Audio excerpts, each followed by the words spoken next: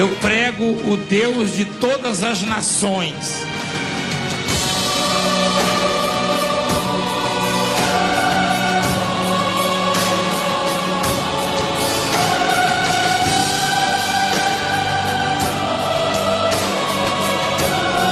O Deus da Bíblia está neste lugar.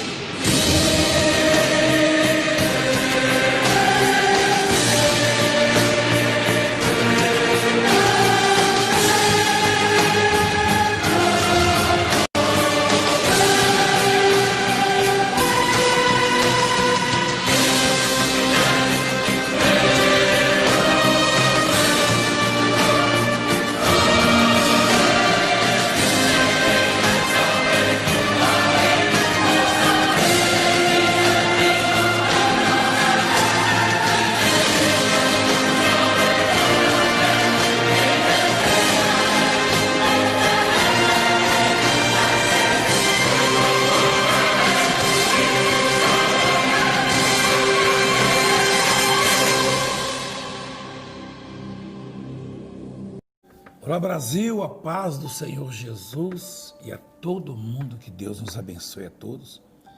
Estamos no ar com a palavra de Deus, a palavra que não cai no chão, que não volta atrás, que não falha, a palavra que é vida. Aliás, o mundo foi feito por intermédio dessa palavra, que coisa maravilhosa. Tudo que eu e você podemos contemplar foi feito por intermédio desta palavra, da palavra de Deus. Todos nós vemos as maravilhas que Deus fez. Muitos não atinam para isso, não percebem.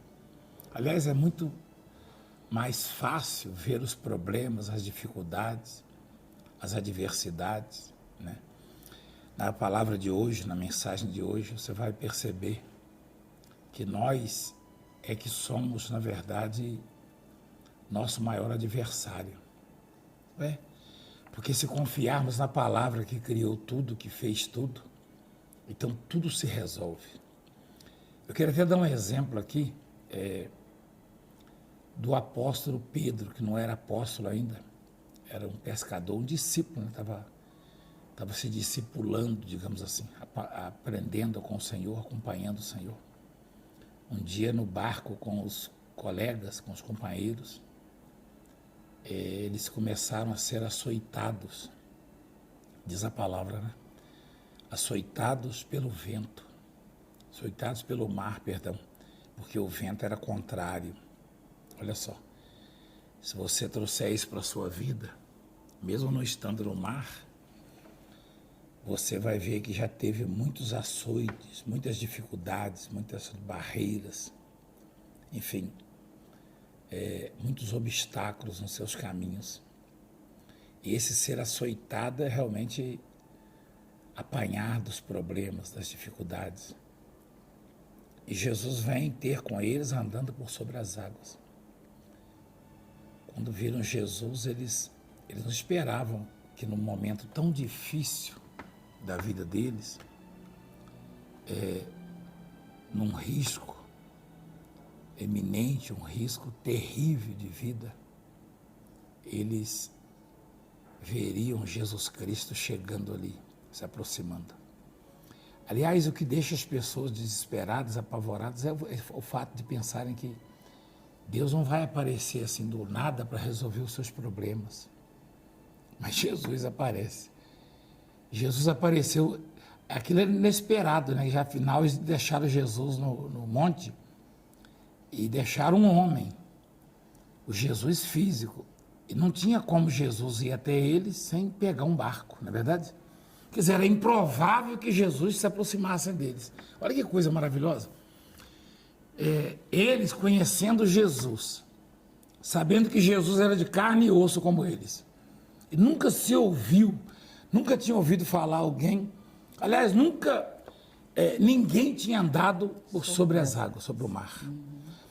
Como é que os discípulos, que é fácil do lado de cá a gente criticar, gritaram, fantasma. Mas como é que eles iam imaginar que Jesus Cristo ia aparecer exatamente naquele momento mais difícil da vida deles? E daquela forma, daquela maneira. Era inesperado. E era improvável aquilo. E às vezes a coisa vai amadurecendo, né? O problema vai se agravando, vai crescendo. E é como se aquela esperança, né, ela fosse sendo adiada, né? Como diz a palavra. E a pessoa vai enfraquecendo, ela não consegue imaginar que Deus vai aparecer e vai dar uma solução. E naquele caso específico, né, Jesus não tinha, teoricamente, como chegar ali próximo dos discípulos, porque ele era de carne e osso e não tinha barco para ele. E se todos os discípulos remando estavam com aquela dificuldade, imagina se Jesus fosse sozinho num barco. Por isso que pensaram que era um fantasma. E quando Jesus disse, sou eu, e Pedro falou, se é o Senhor, então manda-me ir ter contigo. Ele desce, e enquanto ele olha para Deus, ou seja, para Jesus, ele caminha sobre as águas. Aí quando a Bíblia diz, reparando, porém, na força do vento, aí quando ele repara na força do vento, ele começa a submergir, a afundar. Então, o que tem a ver isso aí com a mensagem que o senhor falou, Isaías 45, né? 45? 45, versículo 19. 19, presta atenção para você ver. A bispa vai ler para nós aqui, a partir do versículo 19, né? O título é interessante, né? Olha só. Sim, é interessante. A paz a todos, que Deus possa abençoá-los. Diz assim, o Senhor e os ídolos. Não falei em segredo, nem em lugar algum de trevas da terra. Não disse a descendência de Jacó, buscai-me em vão. Eu, Senhor, falo a verdade e proclamo o que é direito. Não falei em segredo. Não. Nem em lugar algum de trevas na terra, né? Continua, por favor. No versículo 20? Não, leia de novo o texto, por favor, para eu entender melhor. Não falei em segredo, nem em lugar algum de treva na terra. Ou seja, ele falou num lugar aberto. Não, é que dizer do conhecimento. Todo mundo tem possibilidade de saber que só existe um Deus, né? Sim. E não disse a descendência de Jacó, buscai-me em vão. Eu, o Senhor, falo a verdade e proclamo o que é direito. Congregai-vos e vinde, chegai-vos todos juntos, vós que escapastes das nações. Nada sabem os que carregam o lenho das suas imagens de escultura e fazem súplicas a um Deus que não pode salvar. Interessante que esse escapaste das nações é das tradições dos homens, né? Da idolatria, das imundícias que as nações praticam, né? Porque isso naquele tempo já era assim, né? Hoje, pouco pior, né? Está um pouco pior. Cada vez mais as nações se distanciam de Deus, né? Mesmo os que dirigem, os que são constituídos por Deus, eles demonstram uma ignorância tamanha, né? Acerca de Deus e são cheios de jactância, de vaidade, de orgulho, de prepotência. Por isso as guerras, por isso as epidemias, pandemia, todo tipo de peste, né? Que vem, que assola a humanidade, que assola a terra. Mas alguns escapam ou escaparam. Ou seja, os que acreditam no Deus Criador, no Deus onipotente, no único Deus, esses são os que escaparam das nações.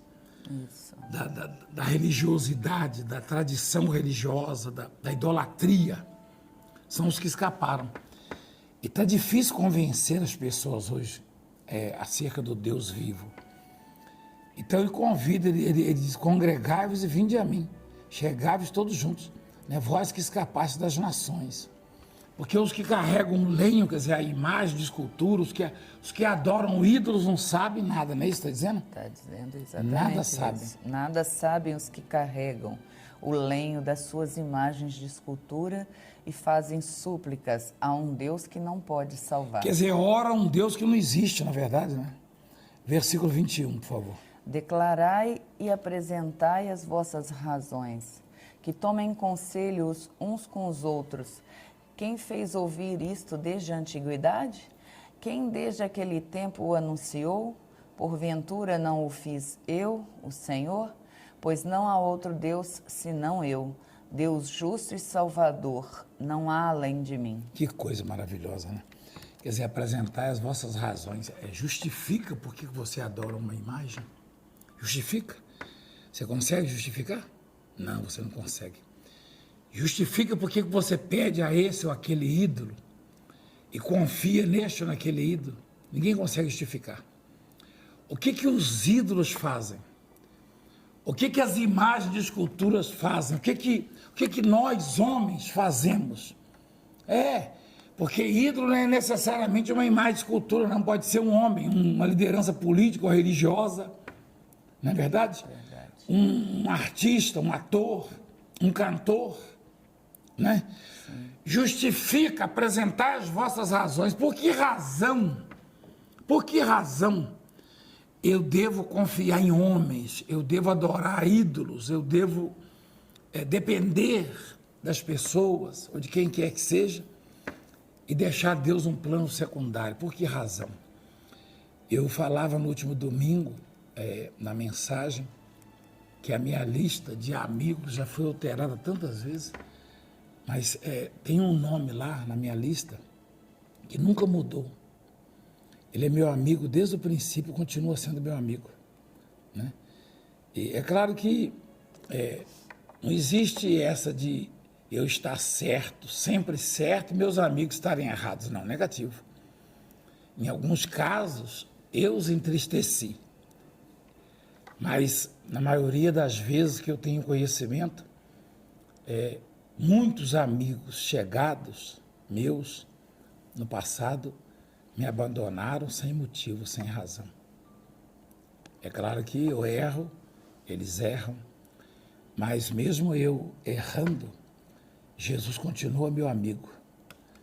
Mesmo eu sendo falho, sendo pequeno e de difícil compreensão, ele consegue me compreender, porque ele sonda os corações.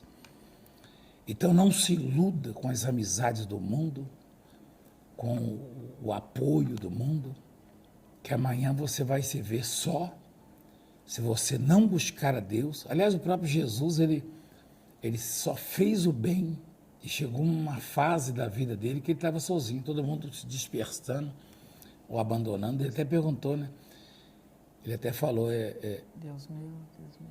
Não, no capítulo 17 de João, na oração, se não me engano, 16, ele fala assim, que vocês vão fugir, dispersar cada um para suas casas, mas eu, contudo, não estarei só, porque o Pai está comigo, não é verdade? Uhum. Então, o amigo que não nos deixa, que não nos abandona, que não nos vira as costas, que é Jesus Cristo, ele vai estar sempre protegendo, consolando, confortando, ouvindo, né? E aí Deus está desafiando quem quiser contender com ele, que apresente as razões. Sim. Né? Apresentar as vossas razões. Que tomem conselhos uns com os outros. Faça uma reunião para ver se chega a alguma conclusão, né? Isso. Quem fez ouvir isto desde a antiguidade? Quem desde aquele tempo o anunciou? Porventura não o fiz eu, o Senhor? Pois não há outro Deus senão eu, Deus justo e salvador, não há além de mim. Nós não estamos anunciando uma igreja, né? Nós estamos anunciando uma religião. Nós estamos pregando o único Deus. Não há outro Deus além de mim, ele disse. E ninguém consegue provar mesmo. Só existe ele. Ele fez todas as coisas com a palavra. Ele deu ordem, as coisas vieram a existir. Agora, relativo àquilo que falamos na introdução da mensagem, do programa aqui, sobre o Pedro, né? Quando ele olhava para Jesus, ele caminhava sobre as águas. Sim. Que era o único risco dele, o único perigo ali, né? O único perigo era submergir ali com aquelas ondas todas, aquele vento, né? Porque por mais que alguém saiba nadar, Eu suponho que ele sabia nadar, porque era um pescador, né? Era a profissão dele. Provavelmente. Mas quem vai nadar no meio de uma tempestade? Aliás, eu posso falar isso com propriedade, né? Eu achava que sabia nadar e quando eu estava em alto mar e a onda passava por cima de mim, o que adiantava saber nadar? Se a onda vem por cima, se ela quebra em cima de mim. Quebra em cima da pessoa. Então não adianta saber nadar, né? Bebi água, sangrava o nariz, os olhos. Então, Simão, ele olhava para Jesus e caminhava sobre as águas. Aí o que diz? Reparando, porém, na força do vento. Olha o que Deus recomenda no versículo 22, por favor. Olhai para mim e sede salvos, vós todos os limites da terra, porque eu sou Deus e não há outro. Você vê que ele não impõe restrições, né? A princípio, ele, no capítulo 45, ele fala que a Etiópia e o Egito, que eram as nações mais poderosas da época, iam servir o Judá, um povo pequeno, né? Mas aí olha o que Deus faz. Olhar para mim todos os limites da terra, de ponta a ponta. Sem fazer distinção. Exatamente, de europeu, de asiático, de americano, sul-americano, né? Ele disse todos Africanos, os limites da terra, né? Toda a terra, todas as nações, né? Todas as nações. Agora, olhai para mim. Esse olhar para Deus, já que fisicamente não o vemos, na verdade, é figura de linguagem. Se na época o Simão ele tinha uma figura de Deus na frente dele, né? Ele tinha o representante legítimo, como diz lá em Colossenses 1, né? Se ele tinha uma referência, porque Jesus era a imagem do Deus vivo, tá? A imagem do Deus vivo. Então, se Pedro podia olhar fisicamente, de que maneira eu e a bispa, você, nós podemos olhar? Não reparar, não atentar para o grau de dificuldade dos problemas, não atentar para os obstáculos, ou seja, não ter medo, não se espantar com aquilo que parece que vai ser o nosso fim, a nossa derrota, a sua derrota, não. Olhai para mim, né? E sede salvos. E sede salvos, se salvo no sentido do livramento, no sentido do milagre, da cura, da libertação.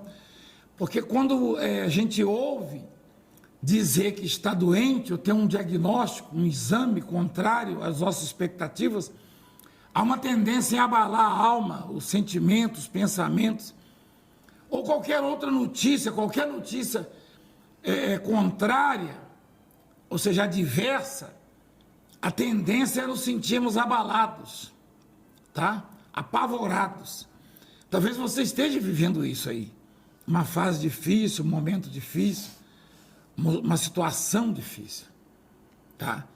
Mas a palavra diz assim: olhai para mim e sede salvos. Continua, bispo, por favor. Todos os limites da terra, porque eu sou Deus e não há outro. Quer dizer, católicos, evangélicos, muçulmanos, não religiosos, né? Espírito. Quem olhar para ele vai ser salvo. Quem reparar na força do vento vai afundar. Sim. Não é verdade? E está aí a tempestade, né? Por mim mesmo tenho jurado, da minha boca saiu o que é justo, e a minha palavra não tornará atrás. Diante de mim se dobrará todo joelho e jurará toda língua. De mim se dirá tão somente no Senhor há justiça e força. Que coisa maravilhosa. Até ele virão e serão envergonhados todos os que se irritarem contra ele. Mas no Senhor será justificada toda a descendência de Israel e nele se gloriará. Esse será justificada, né? Nós somos descendentes, na verdade, isso no sentido espiritual, né? Quem é o patriarca que nos deixou um legado, uma herança? O Abraão. Abraão. E quem é o Deus de Abraão? O Deus de Israel. Então, em qualquer lugar do mundo, quem professar a fé em Jesus Cristo, Jesus diz: esse também é filho de Abraão. Exatamente. Né? Então, esse será justificado, será perdoado, né? Será perdoado, porque A justificação é pela fé. E quando Deus, ele desafia, né? Que a gente justificar a incredulidade, né? Porque alguém duvida de Deus? Tem motivo para duvidar de Deus? Não. Claro que não. Tem motivo para acreditar em Deus? Sim. Motivo de sobra. Interessante é que, quando ele diz olhai para mim, é no sentido da fé, da esperança, da confiança nele. É você acreditar que verdadeiramente Deus é maior que a sua adversidade, que o seu problema, que as suas dificuldades. Deus é maior que todas as nossas dificuldades, todas juntas. Deus é maior.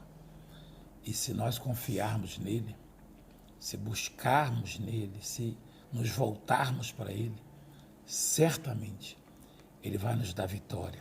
Geralmente, quando a gente jura alguma coisa, que nem é bom, né, ficar jurando, mas se a gente jura, a gente procura algo maior para a gente, né, mostrar. Eu juro por isso, por aquilo ali.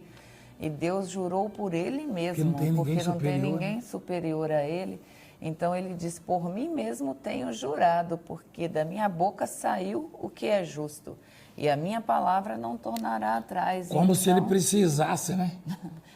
Justificar. Agora você vê não que, precisa mesmo. Você vê que né? coisa, Mara, que privilégio nosso, né? Sim. O nosso Deus, ele é simples, ele é poderoso, é onipotente, né? Ele é realmente misericordioso e humilde, né? Sim. Por isso que Jesus disse, aprendei de mim que sou manso e humilde de coração. Quer dizer, Deus é humilde de coração. Por que Deus deveria se preocupar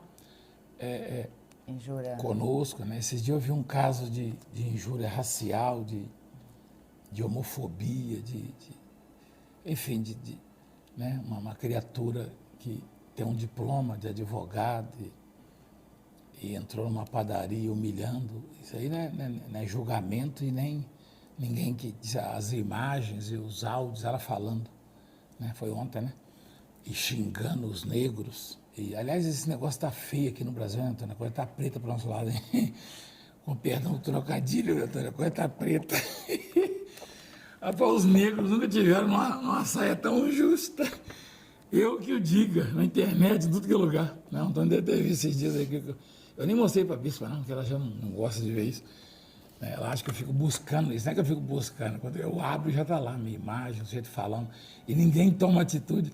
Aí eu vi essa situação, essa criatura, que é advogado, uma loura, né? Advogado, não sei o quê, como se fosse alguma coisa. Deus é professor de tudo, Deus é dono de tudo, e ele está dizendo, eu juro por mim mesmo, que vou te abençoar, que vou te salvar, que vou te livrar, que vou cuidar de você. Deus precisa de nós para quê?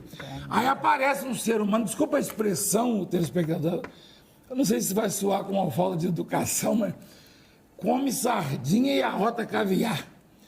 Rapaz, o que é o ser humano? De que vale o diploma, a cor da pele? Isso não vale nada. Isso não vale nada. Você é o quê?